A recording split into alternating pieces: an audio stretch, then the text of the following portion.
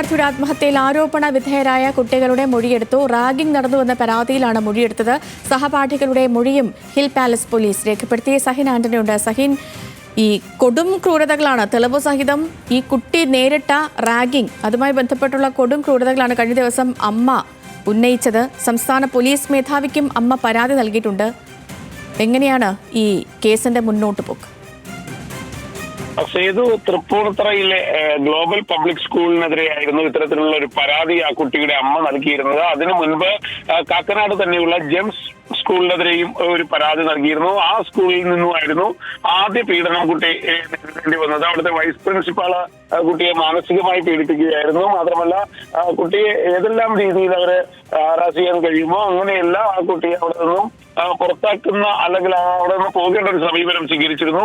തൊട്ടു പിന്നാലെയാണ് global public സ്കൂളിൽ കുട്ടി പഠിക്കാനെത്തിയത്. അവിടെ എത്തിയ കുട്ടിയും ഒരു മാസത്തിനുള്ളിൽ ക്രൂരമായ റാഗിംഗ് ആയിരുന്നു. കുട്ടിയെ കൊണ്ട് ടോയ്ലറ്റ് തട്ടിക്കുക, അപ്പൊ തന്നെ ആ ടോയ്ലറ്റിന്റെ മുഖം താഴ്ത്തി വെച്ചുകൊണ്ട് ഫ്ലഷ് ചെയ്യുക, അങ്ങനെ എന്തെല്ലാം മോശപ്പെട്ട രീതിയിൽ ആ കുട്ടിയെ റാഗ് ചെയ്യാൻ കഴിയുമോ അതെല്ലാം റാഗ് ചെയ്തതിനു ശേഷം ഈ മനോവിഷമം താങ്ങാൻ കഴിയാതെയാണ് ചോയ്സ് ടവറിന്റെ 23ാം നിലയിൽ നിന്ന് കുട്ടി ചാടി ആത്മഹത്യ ചെയ്തത്.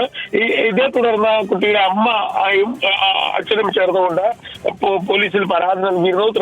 തൃപ്പൂണിത്തറ ഹിൽ പാലസ് പോലീസിലാണ് പരാതി നൽകിയിരുന്നത്. എന്നാൽ പോലീസ് എന്ന അസ്വാഭാവിക മരണത്തിന് മാത്രമായിരുന്നു കേസ് രജിസ്റ്റർ ചെയ്തത്. ഇപ്പോൾ പോലീസ് കഴിഞ്ഞ ദിവസം, അതായത് ഇന്നലെ, ഗ്ലോബൽ പബ്ലിക് സ്കൂളിലെത്തി ഈ കുട്ടിയെ റാഗ് ചെയ്ത മറ്റു കുട്ടികളുടെ മൊഴി രേഖപ്പെടുത്തിയിട്ടുണ്ട്. എന്നാൽ ഇതെല്ലാം പുറത്തു വരാതിരിക്കാൻ വേണ്ടി മാത്രമായിരുന്നു സ്കൂളിന്റെ ഭാഗത്തു നിന്നുണ്ടായ ഒരു നീക്കം. ആ മരണപ്പെട്ട കുട്ടിയുടെ കുടുംബത്തെ ആശ്വസിപ്പിക്കാനോ കുറ്റക്കാർക്കെതിരെ നടപടി സ്വീകരിക്കാനോ സ്കൂൾ തയ്യാറായില്ല എന്ന് മാത്രമല്ല, പൂർണ്ണമായിട്ടും ഇത് മറച്ചുവെക്കുന്ന ഒരു സമീപനമാണ് സ്കൂൾ സ്വീകരിച്ചത്. സേതു, ശരി സഹിൻ, തൃപ്പൂണിത്തുറയിലെ സ്കൂൾ വിദ്യാർത്ഥിയുടെ ആത്മഹത്യയിൽ ആരോപണ വിധേയരായ കുട്ടികളുടെ മൊഴിയെടുത്തു. ഇനി പോലീസ് നടപടിയാണ്. പോലീസ് മറ്റുള്ള ആളുകളുടെയും മൊഴിയെടുപ്പും തെളിവെടുപ്പുമായി മുന്നോട്ട് പോവുകയാണ്.